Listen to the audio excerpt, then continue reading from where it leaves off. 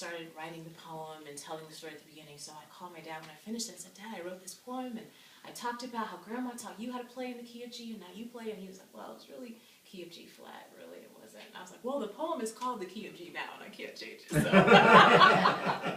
So that's a fun fact, that it should be called in the key of G flat, but that doesn't sound as fun. It's key of G. So anyway, here's this poem in the key of G.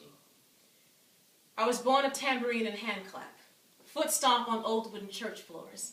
I learned to love a sound that came straight from James Brown, but not the godfather of soul. I'm talking about James Brown, my father, whose soul is earth, wind, and fire, whose eyes are shining stars for me to see, earphones bigger than 6-month-old me, placed around these little ears so I could hear a slice of what my life could truly be. My grandma used to say, yo, daddy can play piano by ear, which meant his heart could hear what his fingers could interpret. See, his mother taught him to play in the key of G. And he passed that blessing on to me. But no matter how many times old Miss Patterson reminded me to practice, I just couldn't focus on the keys. So I left the piano notes alone.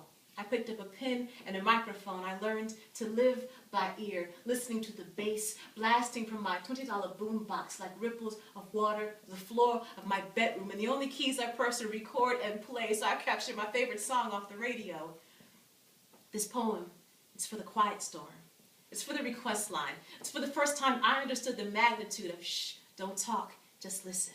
From our first real date, how we slow danced to All My Life with his hands around my waist. For the old holiness hymns my grandmother taught me. For my mom buying me the boys' first LP when I believed Hakeem would marry me. This poem is for Trey, who taught me that Black thought called me a queen named Amena. For that old bootleg cassette of the Fugees and my first taste of El Boogie. This is for my college roommate, who lent me 6 of Coltrane's greatest hits, and I never did give her back that CD. This poem is for Daniel, with the brown freckles, sang me the words under the bridge.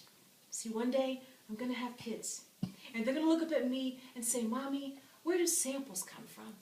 And I want to sit them down. I want to tell them the truth, that real music is this special dance that instruments and lyrics do. And one day, baby, you'll find somebody special.